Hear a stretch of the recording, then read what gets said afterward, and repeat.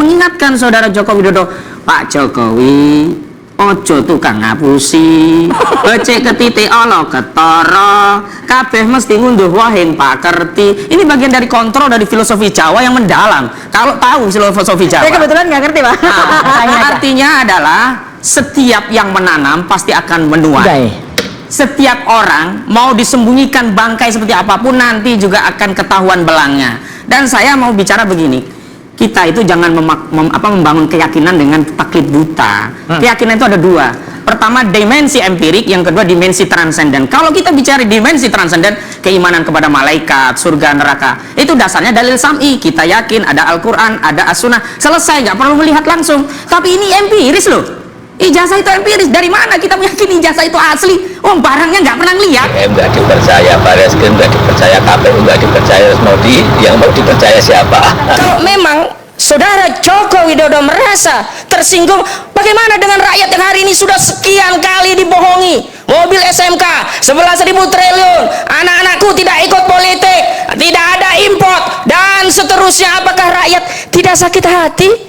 Coba lihat ekonomi kita hari ini. Apakah dalam periode ini ada kebaikan di negeri ini sehingga rakyat boleh merasa bahagia? Kalau ada yang bahagia dengan alokasi anggaran dari saudara Joko Widodo, silakan. Tetapi hak rakyat juga kalau merasa terzolimi. Dan memang faktanya saya pun merasa terzolimi. Dan jangan katakan orang yang sedang berjuang melawan kezoliman, melawan kebohongan itu sebagai menyakiti. Harusnya bertanya, apa yang telah kau lakukan pada rakyatmu sehingga rakyatmu sakit? Pak Jokowi, kalau melihat ini, tolong apa yang kau lakukan pada rakyatmu, bangsamu, sehingga urusan yang sepele hanya menunjukkan selembar ijazah kau tidak lakukan. Kau tidak punya sikap negarawan, lebih memilih proses hukum dan ingin mengambil pilihan memenjarakan seorang ibu yang punya anak hanya demi kepuasan. Menurut saya ya, ini kasus ini nanti jadi banyak sekali tersangkanya nanti ya.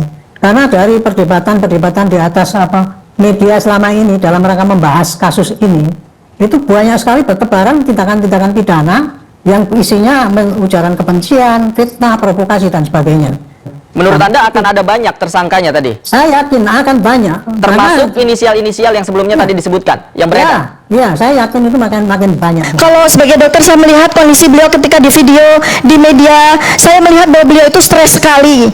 Jadi untuk mengatasi hal itu, saya mohon dengan ini, Pak Joko Widodo, supaya Anda tidak stres berkepanjangan, supaya Anda tidak terus-menerus mengalami penyakit kulit, maka mohon Bapak, bukalah itu dokumen ijazah asli, maka kami akan bisa menerimanya dengan senang hati.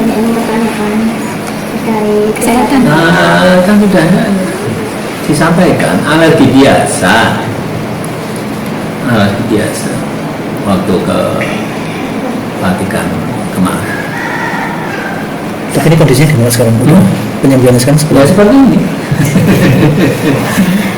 masih beraktivitas seperti biasa ya Pak? Tidak biasa aja. Kalau kemana-mana. Bahkan masih fit kali ya. Gimana? Bahkan masih fit nih. Enggak ada masalah. Alergi biasa. Perempuan ini hanya karena ingin menegakkan kebenaran mau dipenjara. Apakah Pak Joko Widodo ikhlas melihat saya dipenjara tanpa beliau menunjukkan ijazahnya? Lalu apakah beliau harus menunggu saya, seorang ibu rumah tangga sederhana, seorang perempuan dengan anak-anak, harus dipenjara juga? Dan beliau tidak ingin juga untuk menunjukkan ijazahnya. Apakah saya dengan Ibu Kurnia, ya, yang kondisi kesehatan beliau tidak dalam keadaan yang sangat sehat, ya, yang selama ini selalu berbakti sebagai pengacara yang tidak dibayar, beliau harus dipenjarakan juga seperti saya? Seandainya memang betul ada ijazah asli, dengan senang hati saya pakai baju orange, dengan senang hati saya masuk lapas, nggak ada masalah. Kalau saya dianggap memfitnah, ibu rumah tangga ini dianggap memfitnah mantan presidennya, perempuan ini dengan anak-anak ini dianggap memfitnah dan mencemarkan nama baik, karena beliau ternyata Joko Widodo punya ijazah asli, nggak ada masalah. Saya ikhlas, saya ridho. Saya ikhlas, saya ridho pakai baju orange. Saya ikhlas, saya ridho masuk lapas. Kita semua membutuhkan kejujuran, karena anak saya, anak-anak Anda semua rakyat Indonesia butuh diberikan pendidikan kejujuran, butuh diberikan pendidikan kebenaran. Ini Ya. mahasiswa-mahasiswa ini Jadi membutuhkan nanti- kebenaran, membutuhkan kejujuran. Adik-adik kesini kan sangat pengen kan ya, sangat ingin kan ya, melihat ijazah asli Presiden Jokowi, sangat ingin kan.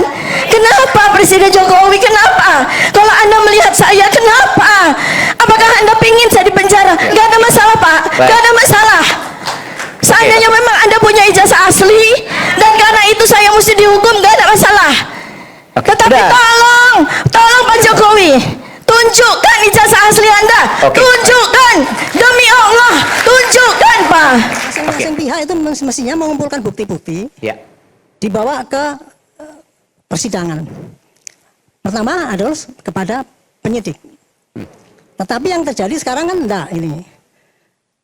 Bukti-bukti daripada yang menuduh itu itu palsu kan disampaikan di media di mana-mana, ini begini buktinya begini gitu kan. Itu kan? Nah, makanya itu akibatnya ya itu tadi seperti tadi cerita tadi. Ini yang disasarkan adalah ijazah palsu. Tapi tadi yang disasarkan tesisnya yang palsu, tidak benar, dosen yang diganti-ganti, katanya menuduh bahwa itu dosennya dirubah karena dibantu oleh UGM untuk ini. Itu kan hanya asumsi kan. Oke teman-teman, dari berbagai kumpulan video yang sudah sama-sama kita tonton tadi, saya tertarik untuk mengomentari apa yang dikatakan oleh pengacara Roy Suryo tadi. Kalau nggak salah namanya Khozinuddin. Selain dia ini pengacara Roy Suryo, dia juga adalah mantan aktivis HTI teman-teman. Videonya yang ini. Pak Jokowi ojo tukang ngapusi, becek ketitik olo ketara. Di video tersebut dia mengungkapkan pepatah bahasa Jawa, becek ketitik olo ketoro.